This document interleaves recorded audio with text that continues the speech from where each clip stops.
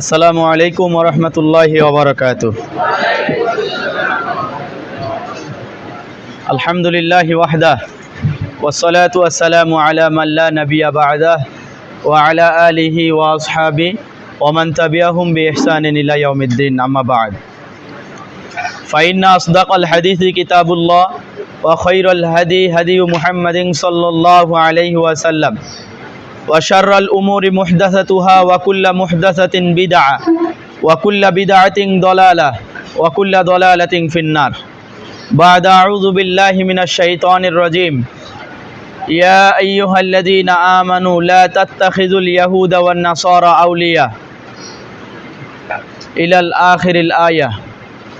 ওয়া আন আব্দুল্লাহ ইবনে আমর রাদিয়াল্লাহু তাআলা আনহু ক্বাল ক্বালা রাসূলুল্লাহ সাল্লাল্লাহু আলাইহি ওয়াসাল্লাম মান তাশাব্বাহা বিকওমিন ফাহুয়া মিনহুম। ওয়া ক্বালা an-নাবিয়্যু সাল্লাল্লাহু আলাইহি ওয়াসাল্লাম ফি হাদিসিন উখর তা'বুদুল কাবাইরি উম্মতি বিল মুশরিকিন।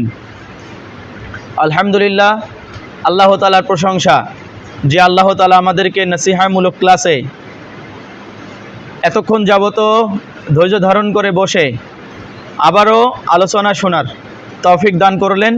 সেই মহান রব্বুল আলামিনের দরবারে সাজদাতুশ শুকুর জানাই। সকলে এক বাক্যে বলি আলহামদুলিল্লাহ। দরুদ ও সালাম বর্ষিত হোক বিশ্ব মানবতার মুক্তির দূত আখিরি জামানা নবীর সমস্ত নবীগণের সর্দার, যার চরিত্রই ছিল পবিত্র কোরআনুল কারীম, যিনি একমাত্র একজন নবী যিনি আমাদের সুপারিশ করার জন্য সিজদাবনত হবেন। তিনি একমাত্র নবী যার কবরের ছাদকে আগে খুলে দেওয়া হবে। তিনি একমাত্র নবী যিনি সর্বপ্রথম জান্নাতের দরজা খুলে জান্নাতে প্রবেশ করবেন। তিনি হচ্ছেন আমাদের নবী মুহাম্মাদুর রাসূলুল্লাহ সাল্লাল্লাহু আলাইহি ওয়াসাল্লাম। সম্মানিত উপস্থিতি, এতক্ষণ যাবত আমাদের সম্মানিত সাকিব স্যারের নিকটে বিভিন্ন বিষয়ে আলোচনা শুনলেন, বিশেষ করে কাফের মুশরিকদের অনুসরণের ব্যাপারে।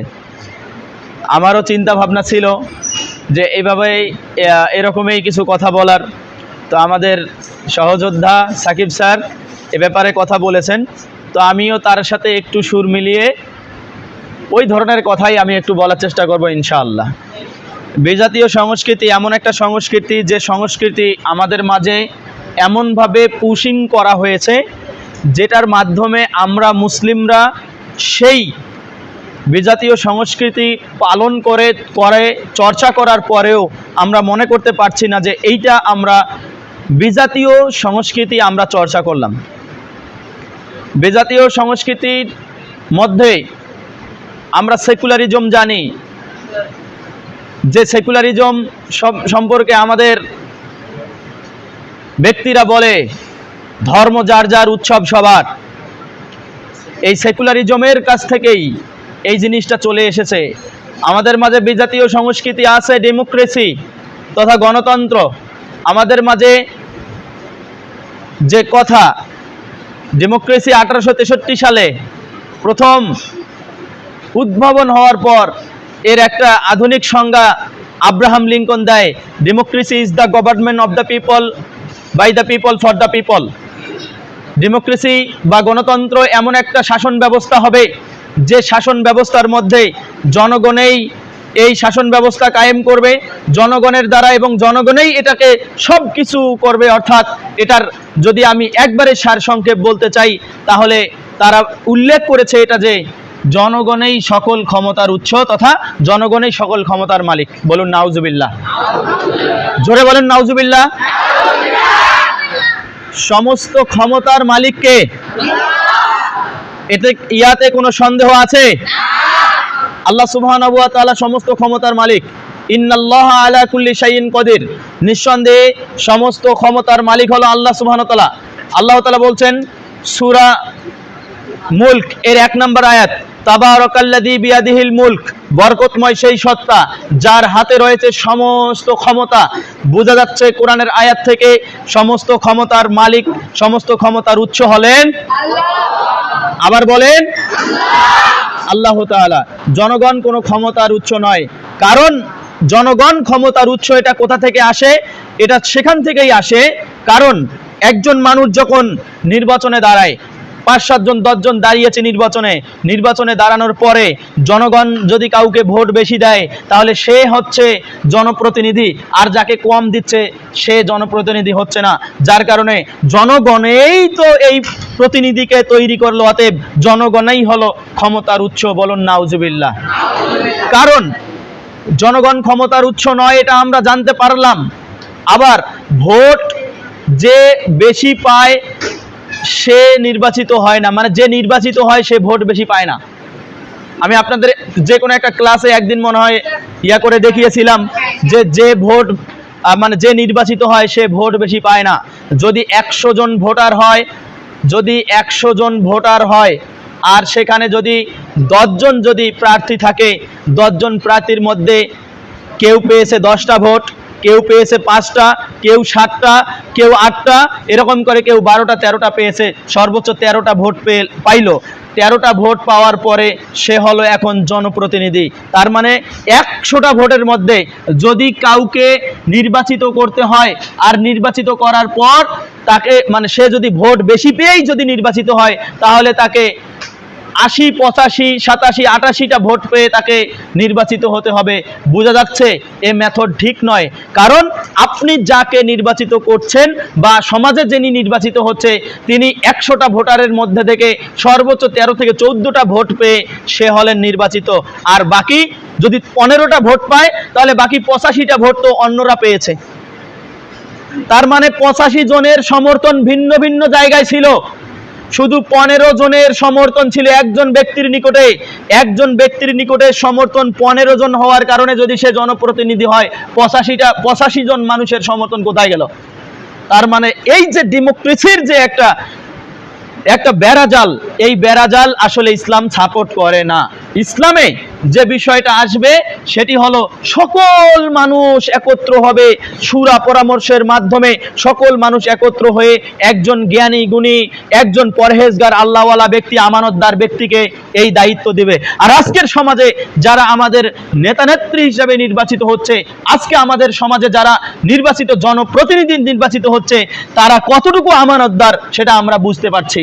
যদি আমাদের জনপ্রতিনিধির একজন পিয়ন যদি 400 কোটি টাকার মালিক হয়, তাহলে জনপ্রতিনিধি তাহলে কতশো কোটি টাকার মালিক? হাজার হাজার লক্ষ লক্ষ কোটি টাকার মালিক তারা। এরা জনগণের মালকে আত্মসাৎ করে নিজেদের আখির গুটিয়ে তারা তাদের অর্থ সম্পদকে তারা বিদেশে পাচার করে এই জনগণের দুর্ভোগকে তারা মেকিং করে ফেলছে, ঠিক কিনা? সম্মানিত উপস্থিতি, অতএব যে পদ্ধতি আমাদের সমাজে চলে এই বিজাতীয় পদ্ধতি, এই পদ্ধতিতে যদি আমরা আগাইতে চাই তাহলে আমরা কখনোই সফলকাম হব বলে এটা আমাদের মনে হয় না।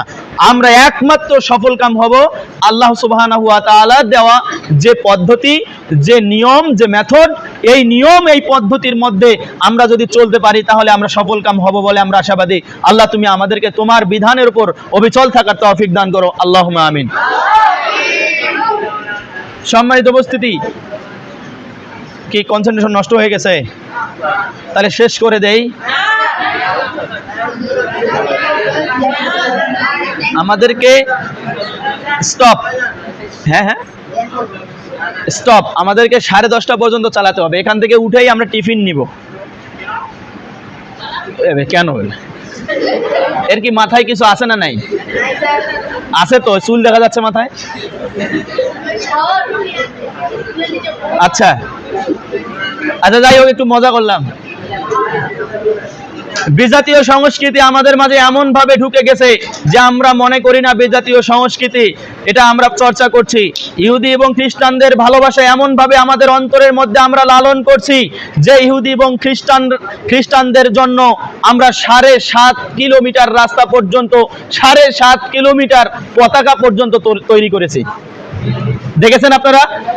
7.5 কিলোমিটার পতাকা তৈরি করেছে, নিজের জমি বিক্রি করে জার্মানির পতাকা তৈরি করেছে।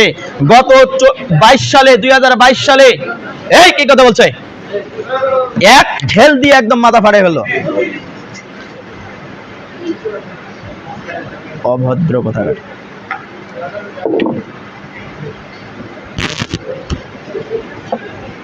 স্যার একটু দেখবেন যে কথা বলবে দাঁড় করে, কান ধরে রাখবেন। কান ধরে না রাখলে ঠিক হবে না। অভদ্র। বেজাতীয় সংস্কৃতি এমনভাবে আমরা চর্চা করছি যে এটা মনে করছি না এটা বেজাতীয় সংস্কৃতি, কারণ এটা এমনভাবে আমাদের মাঝে অতপ্রতভাবে জড়িত হয়ে গিয়েছে এবং তারা ধীরে ধীরে ধীরে ধীরে আমাদের মাঝে এই জিনিসগুলোকে খাওয়াই দিয়েছে।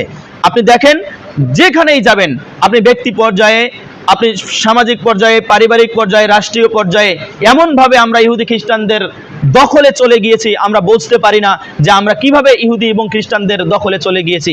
ইহুদি এবং খ্রিস্টানকে আপনি জানেন, ইহুদি হলো সেই যে আমাদের মুসলমানেরা সলাত আদায় করছে, তারাবির সলাত আদায় করছে, আর ওই সময়ে ইহুদি দল এসে নির্দ্বিধায় AK-47 দিয়ে নির্দ্বিধায় বুলেট দিয়ে গুলি করে আমার মুসলমান ভাইদেরকে পাখির মতো গুলি করে দিয়েছে। এর নাম হলো ইহুদি। ইহুদি হলো সে যে ফিলিস্তিনি ভাই ও বোনদেরকে বন্দি করে যৌন হয়রানি করছে।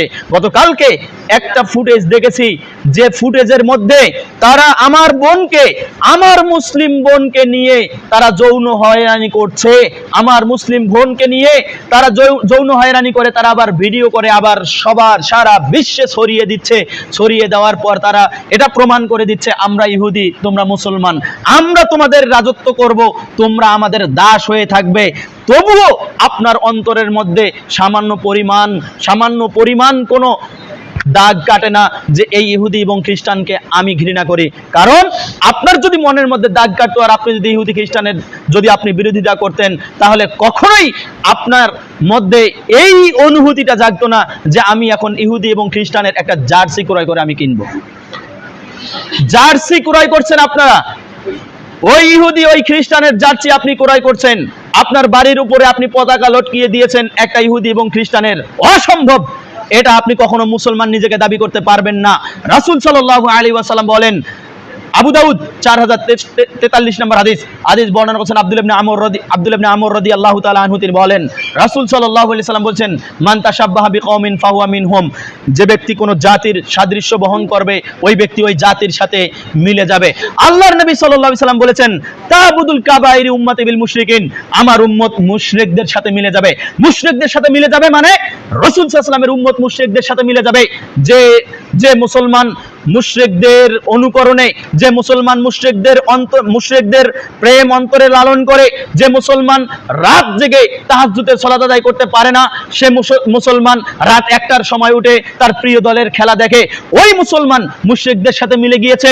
যে মুসলমানের বাড়ির উপরে একটা পতাকা লটকিয়ে দিয়েছে, তার নিজের দেশের পতাকার হিসাব নাই, সে ওই ইহুদি এবং খ্রিস্টান দেশের পতাকাকে লটকিয়ে দিয়েছে।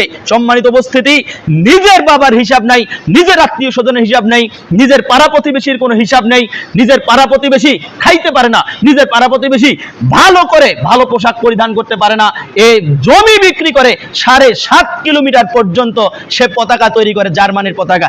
একই মুসলমান আল্লাহর নবী সাল্লাল্লাহু আলাইহি সাল্লাম বলছেন, তাবুদুল কাবাইরি উম্মতি বিল মুশরিকিন, আমার উম্মত মুশরিকদের সাথে মিলে যাবে। কারা মিশে যাবে?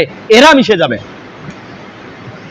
যারা নিজের টাকা দিয়ে, নিজের বাপের টাকা দিয়ে আপনাদের পছন্দের দলের জার্সি ক্রয় করেছেন, আপনারা ইহুদি এবং খ্রিস্টানদের সাথে মিলে গিয়েছেন। নামাজ পড়ে কোনো লাভ হবে না, নামাজও পড়ছেন, ইহুদি এবং খ্রিস্টানের সেই পতাকাকে নিজের গায়ে জড়িয়ে দিয়েছেন।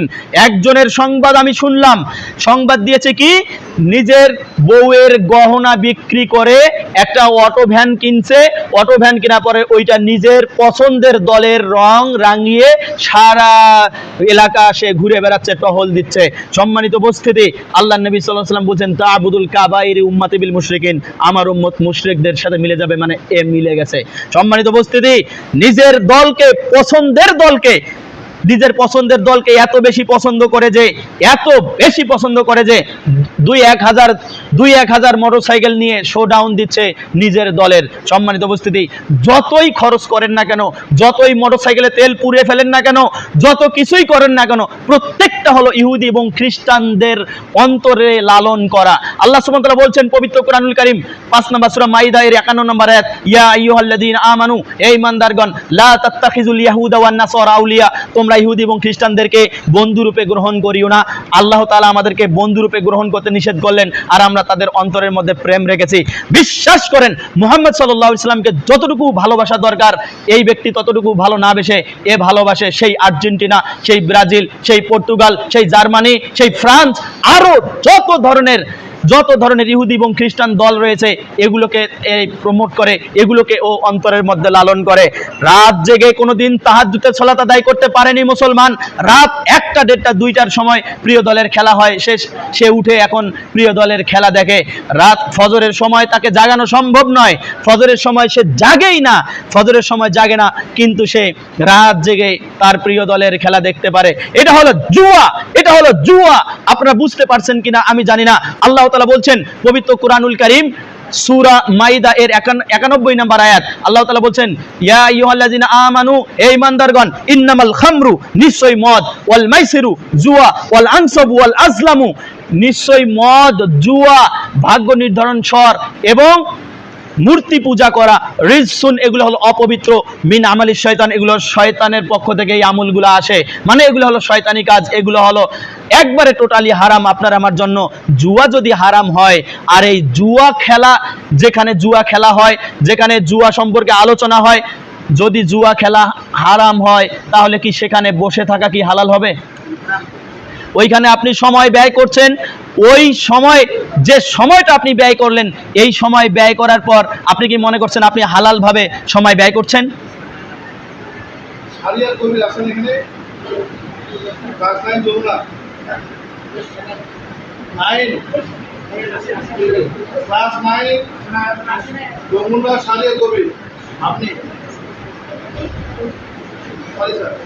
ওকে, ইটস ওকে, নো প্রবলেম। কোথায় কথা ছিল?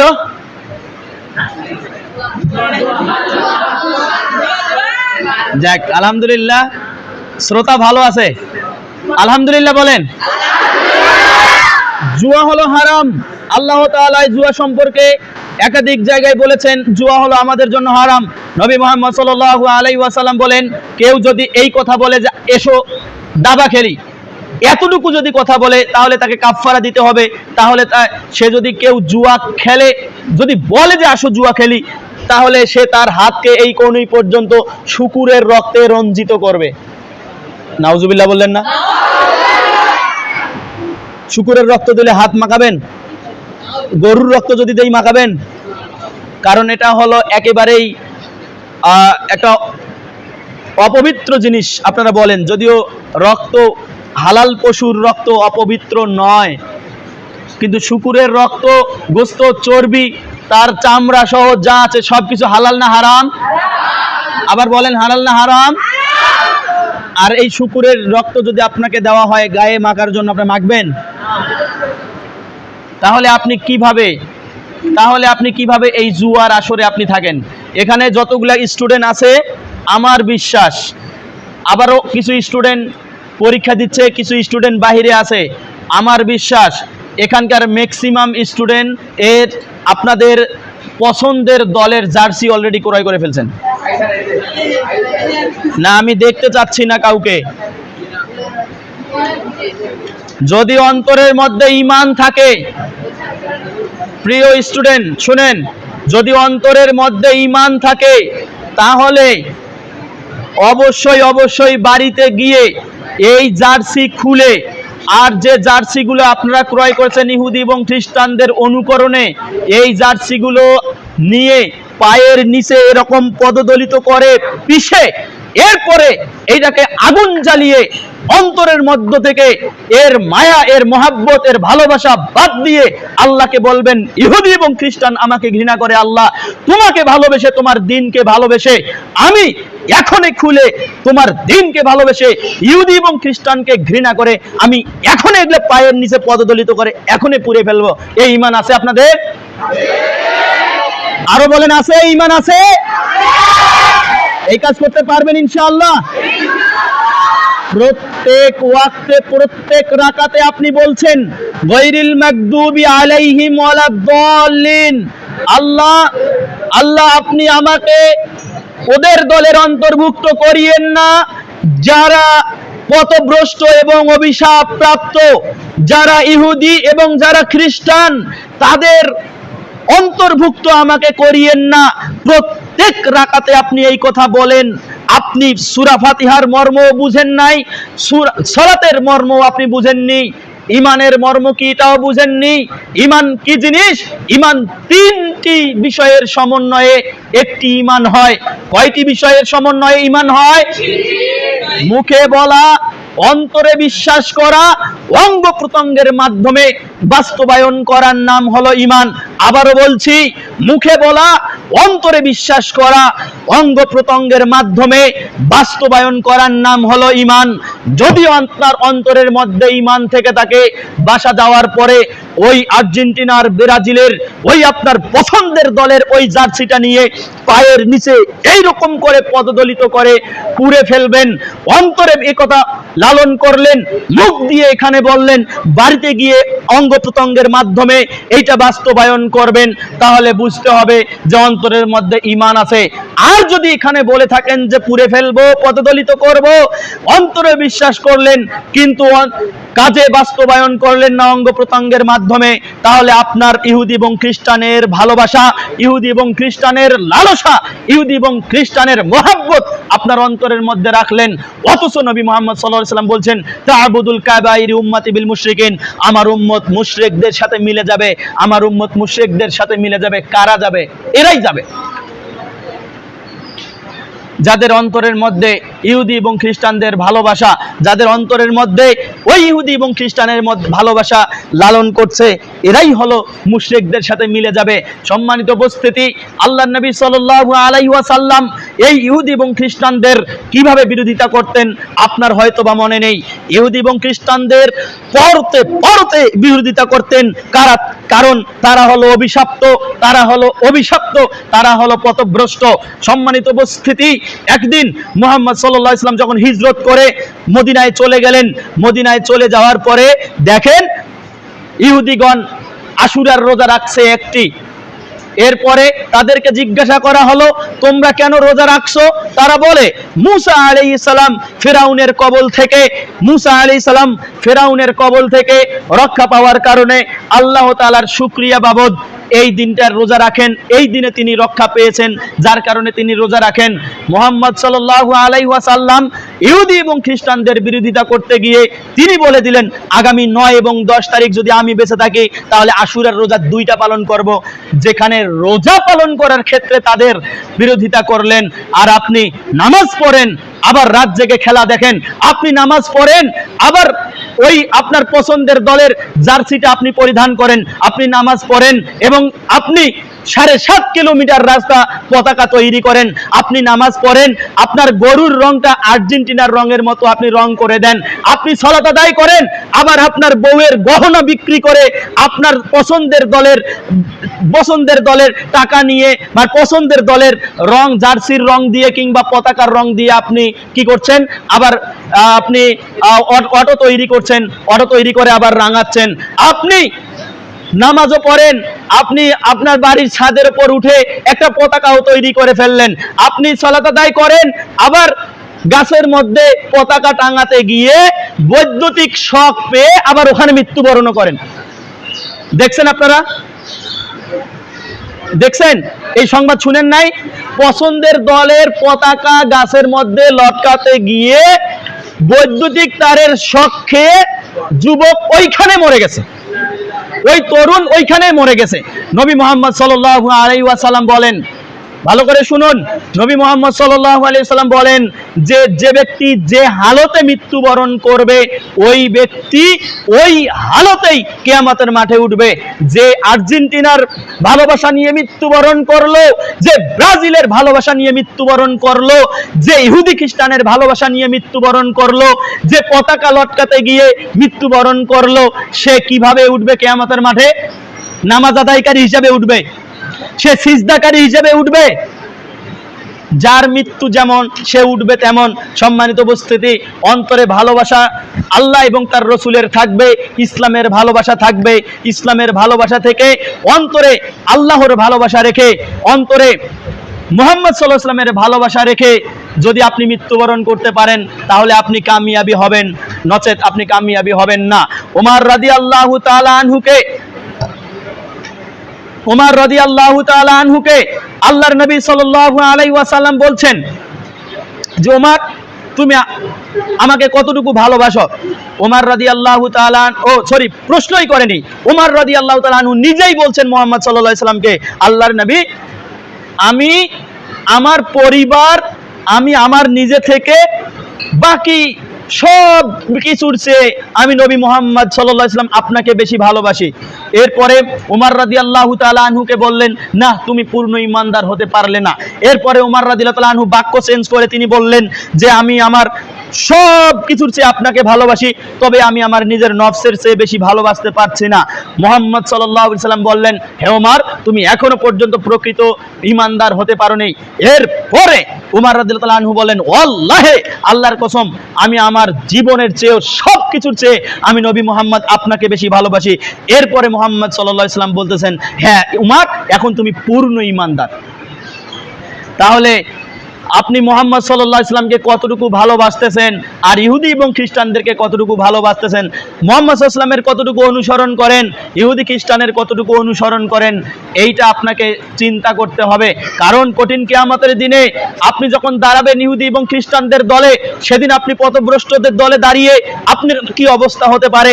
আপনি যেদিন কিয়ামতের মাঠে যখন আপনি মুমূর্ষ অবস্থায় থাকবেন, যখন মুহাম্মদ সাল্লাল্লাহু আলাইহি ওয়াসাল্লাম আপনার জন্য সুপারিশ করবে না, আপনি যাচ্ছেন, আপনি হাউজে কাউসারের পানি পান করতে পারছেন না, আপনি মুহাম্মদ সাল্লাল্লাহু আলাইহি ওয়াসাল্লামের উম্মত হিসেবে দাবি করছেন, কিন্তু মুহাম্মদ সাল্লাল্লাহু আলাইহি ওয়াসাল্লাম আপনার জন্য সুপারিশ করছে না। আপনি জান্নাতে যাওয়ার জন্য দাবি করছেন, কিন্তু আপনি জান্নাতে যেতে পারছেন না, কারণ আপনি মুহাম্মদ সাল্লাল্লাহু আলাইহি ওয়াসাল্লামকে পরিপূর্ণভাবে ভালোবাসতে পারেননি। অন্তরের মধ্যে ভালোবাসা ছিল ইহুদি এবং খ্রিস্টানদের, যে ইহুদি এবং খ্রিস্টান আমাদেরকে অনায়াসে আমাদেরকে ডমিনেট করার জন্য চেষ্টা করে সব সময়। আমরা মুসলমানরা যেন শক্তিতে, আমরা মুসলমানগণ যেন মেধায়, আমরা মুসলমানগণ যেন অর্থনীতিতে কোনোভাবেই তাদের উপরে আমরা যেতে না পারি, এইটা তারা সব সময় চেষ্টা করে, আর আমরা তাদের অনুসরণ করি। আজকে এখান থেকে যারা এখানে নসিহা ক্লাসে আসেন, প্রত্যেককেই এখানে ঈমানের দাবি, প্রত্যেককেই এখানে ওয়াদা করে যেতে হবে, প্রত্যেককেই ওয়াদা করে যেতে হবে এই মর্মে যে আমি আমার অন্তর থেকে ইহুদি এবং খ্রিস্টানের ভালোবাসা এই মুহূর্তে থেকে দূর করলাম। ওয়াদা করতে পারবেন? পারবে না এরা। ভালোবাসা দরকার আল্লাহর নাকি ইহুদি খ্রিস্টানের? আল্লাহকে 100 ভালোবাসতে পারবেন? মুহাম্মদ সাল্লাল্লাহু আলাইহি ওয়াসাল্লামকে 100-তে 100 ভালোবাসতে পারবেন? বলেন আল্লাহ। আজকে থেকে, এই মুহূর্ত থেকে ইহুদি খ্রিস্টানদের যাবতীয় ভালোবাসা, যাবতীয় অনুকরণ, যাবতীয় অনুসরণ, তাদের জার্সি পরিধান করুন, তাদের যাবতীয় বিষয়কে এই মুহূর্ত থেকে নষ্ট করে ফেললাম। আল্লাহ তুমি আমাকে কবুল করো, আমিন। সম্মানিত উপস্থিতি, সম্মানিত যে যে যে ও আচ্ছা আচ্ছা আচ্ছা,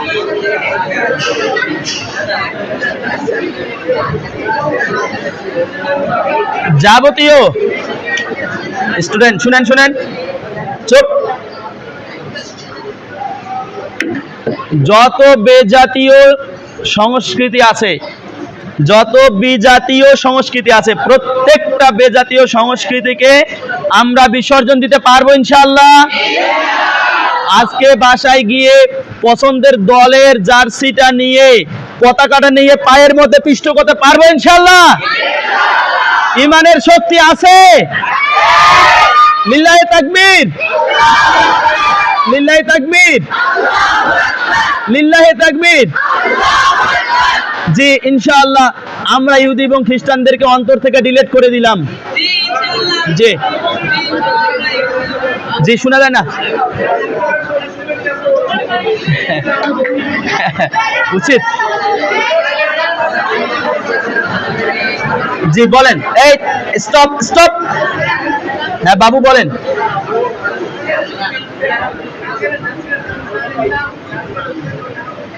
এইটাই তো ঈমান।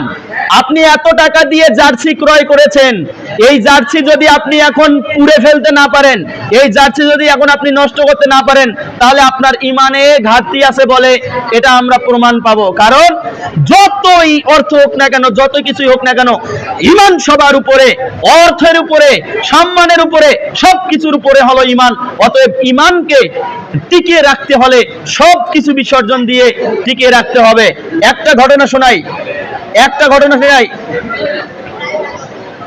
মুসআব ইবনে উমাইর রাদিয়াল্লাহু তাআলা আনহু, নাম শুনছেন? এই চুপ করেন। মুসআব ইবনে উমাইর নাম শুনেছেন? তিনি একজন সাহাবী। মুসআব ইবনে উমাইর এমন একজন সাহাবী যিনি একদিন একটা শার্ট পরিধান করে, একদিন একটা কাপড় পরিধান করে, পরের দিন আর ওইটা করে না। মুসআব ইবনে উমাইর এমন একজন ব্যক্তি, মক্কার এমন একজন ধনাত্মশীল সন্তান, যে আতর ব্যবহার করে, সুগন্ধি ব্যবহার করে, ওই মক্কার আর কেউ এই সুগন্ধি ব্যবহার করে না। এত অর্থ সম্পদওয়ালা ব্যক্তি যখন এত কিছুকে বিসর্জন দিয়ে মুহাম্মদ সাল্লাল্লাহু আলাইহি সাল্লামের নিকটে এসে শাহাদা পাঠ করে যখন ঈমান আনয়ন করলেন, সেই মুসআব ইবনে উমাইর মুহাম্মদ সাল্লাল্লাহু আলাইহি সাল্লামের কাছে ঈমান আনয়ন করার পর বাড়ি যখন গেছেন, বাড়ি যাওয়ার পরে তার মাকে যখন বললেন যে আমি মুহাম্মদ সাল্লাল্লাহু আলাইহি সাল্লামের নিকটে ঈমান আনয়ন করেছি, তার মা বললেন তুমি যদি ঈমান থেকে ফিরে না আসো তাহলে আমি কিছুই খাবো না। তার মা বলছেন, সে বলছে যে তুমি না খাও, তুমি না খেয়ে থাকবা, তাতে আমার কোনো আসে যায় না। আমি মুহাম্মদ সাল্লাল্লাহু আলাইহি সাল্লামের নিকটে ঈমান আনয়ন করেছি, মানে আমি আল্লাহকে ভালোবাসি, মুহাম্মদকে ভালোবাসি, আমি এটা থেকে ফিরে আসবো না। এই কথা বলার পরে মুসআব ইবনে উমাইর এর মা কঠিন কথা বললেন, মুসআব তুমি জানো তুমি কোন পোশাক পরিধান করেছো? তুমি যদি ঈমান থেকে ফিরে না আসো তাহলে তোমার এগুলো সব খুলে নিব, তুমি কিছুই অর্থ কোনো কিছুই পাবে না। মুসআব ইবনে উমাইরের কাছ থেকে সব খুলে নিয়ে মুসআব ইবনে উমাইর ঈমান আনয়ন করার পর মুহাম্মদ সাল্লাল্লাহু আলাইহি সাল্লামের নিকটে উলঙ্গ অবস্থায় চলে গেছেন। যে সাহাবীটা, যে ব্যক্তিটা একটু আগে ছিল কোটি কোটি টাকার মালিক, যে একটা পোশাক পরিধান করে আরেকটা পোশাক আর পরিধান করে না, ওটা ফালাই দেয়, অন্য কাউকে দিয়ে দেয়। যে সুগন্ধি ব্যবহার করে, ওই সুগন্ধি মক্কার কেউ ব্যবহার করে না। এত টাকা পয়সা শান শৌকত রেখে সে এখন মুহাম্মদ সাল্লাল্লাহু আলাইহি সাল্লামের নিকটে ঈমান আনয়ন করে, এখন সে পরিধান করবে পোশাক নাই। আর আপনি বলছেন 200-400-500 টাকা দিয়ে একটা জার্সি কিনছেন, এই জার্সিটা আমি এখন এত টাকা দিয়ে জার্সি কিনে এখন আমি কি এই জার্সি পুড়ে ফেলবো? পুড়তেই হবে। ঈমানের শক্তি থাকলে এটা পুড়ে ফেলতে হবে যে কোনো মূল্যে। ঈমান সবার উপরে, ঈমান সবার উপরে। জার্সির দাম যতই হোক না কেন, 1 বিঘা 2 বিঘা জমি বিক্রি করেও যে পতাকা তৈরি করা হয়েছে, যে 7.5 কিলোমিটার পতাকা তৈরি করা হয়েছে, ঈমান যদি থেকে থাকে এই পতাকাকে পদদলিত করে, এই পতাকাকে একেবারে পুড়িয়ে ফেলে ঈমানকে সর্বোচ্চ জায়গায় রাখতে হবে। এর ব্যত্যয় ঘটালে ঈমান এখানে টিকবে না, এখানে টিকবে ইহুদি এবং খ্রিস্টানদের মায়া মোহাব্বত। আশা করি বিষয়টা বুঝতে পারছেন। আল্লাহ